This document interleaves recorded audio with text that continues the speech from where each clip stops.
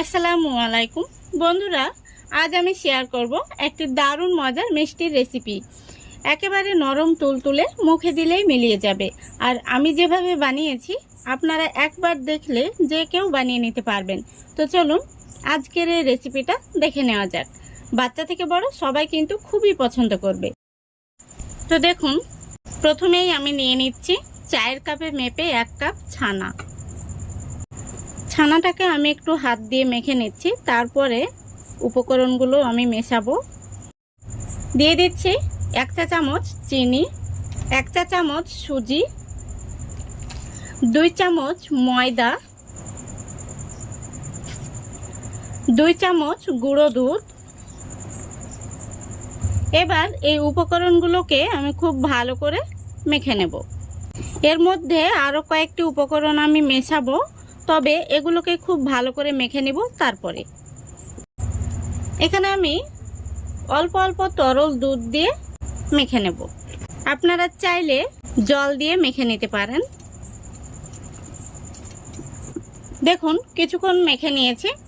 এখন আমি মেন উপকরণটা দিয়ে দেব। 1 চিমটি দিয়ে দিচ্ছি খাবার সোডা, আর 1 আঙ্গুলে ধরে দিয়ে দিচ্ছি বেকিং পাউডার। এবার এখানে অল্প করে আমি একটু জল দিয়ে দিচ্ছি। এইভাবে জল দিয়ে বেকিং পাউডার আর বেকিং সোডাটা আগে মেখে নিতে হবে। দেখুন মেখে নিয়েছি। এবার আমি এই ডোয়ের মধ্যে খুব ভালো করে মেখে নেব। দেখুন খুব সুন্দর করে আমি একটি ডো মেখে নিয়েছি। এখন আমি এই ডোটাকে রেস্টে রেখে দেব 5 মিনিটের জন্য। এবার আমরা মিষ্টির জন্য সিরাটা তৈরি করে নেব। তো গ্যাসটা অন করে আমি একটি হাঁড়ি বসিয়ে দিয়েছি। এখন আমি দিয়ে দিচ্ছি 1 কাপ চিনি, আর সেই সাথে দিয়ে দিচ্ছি 1.5 কাপ জল। এবার দিয়ে দিচ্ছি 2টো এলাচ। এলাচগুলো আমি একটু মুখ ফাটিয়ে দিয়েছি, এতে করে খুব সুন্দর একটি ফ্লেভার আসবে। তো বন্ধুরা, এই সিরাটা কিন্তু 1 তার কিংবা 2 তারের কোনো প্রয়োজন নেই। চিনিটা জাস্ট গলে গেলেই আর সিরাটা ফুটে গেলেই হয়ে যাবে।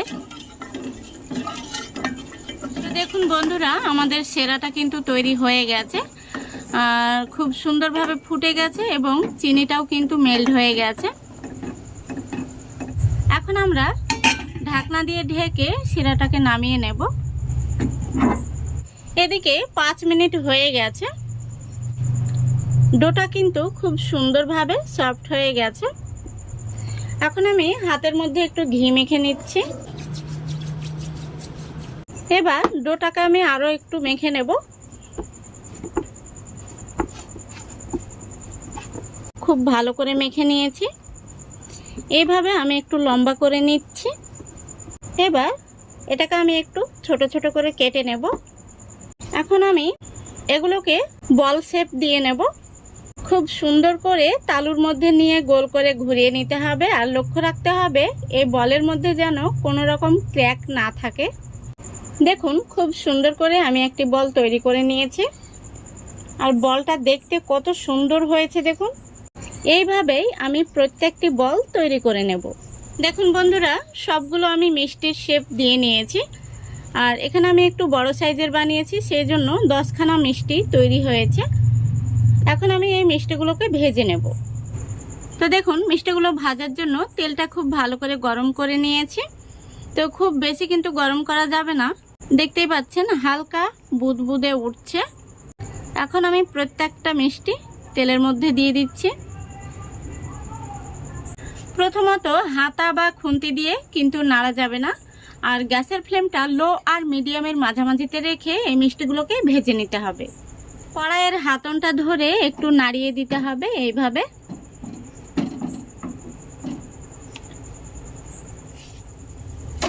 দেখতেই পাচ্ছেন আমি আবারও কিছুক্ষণ পর কড়াইয়ের হাতনটা ধরে নাড়িয়ে দিচ্ছি। আর এবার কিন্তু আপনারা দেখতেই পাচ্ছেন মিষ্টিগুলো কতটা মোটা মোটা হয়ে গেছে। তেলের মধ্যে ভেসে উঠেছে আর ফুলে কিন্তু ডবল হয়ে গেছে। এখন আমি একটি চামচ দিয়ে মিষ্টিগুলোকে অনবরত এইভাবে নাড়তে থাকব, তাহলে প্রত্যেকটা মিষ্টিতে সমানভাবে কালার আসবে। দেখুন মিষ্টিগুলোর মধ্যে কিন্তু গোল্ডেন কালার চলে এসছে। তো এখন আমি গ্যাসের ফ্লেমটা একটু বাড়িয়ে দিয়ে কালারটা তৈরি করে নেব। দেখুন প্রত্যেকটা মিষ্টি কিন্তু খুবই সুন্দর হয়েছে, একটি মিষ্টিও কিন্তু ফেটে যায়নি বা ভেঙে যায়নি। দেখতেই পাচ্ছেন মিষ্টিগুলো ভাজা হয়ে গেছে আর খুবই সুন্দর একটি কালার চলে এসেছে। এখন আমি মিষ্টিগুলোকে তেল থেকে তুলে নেব।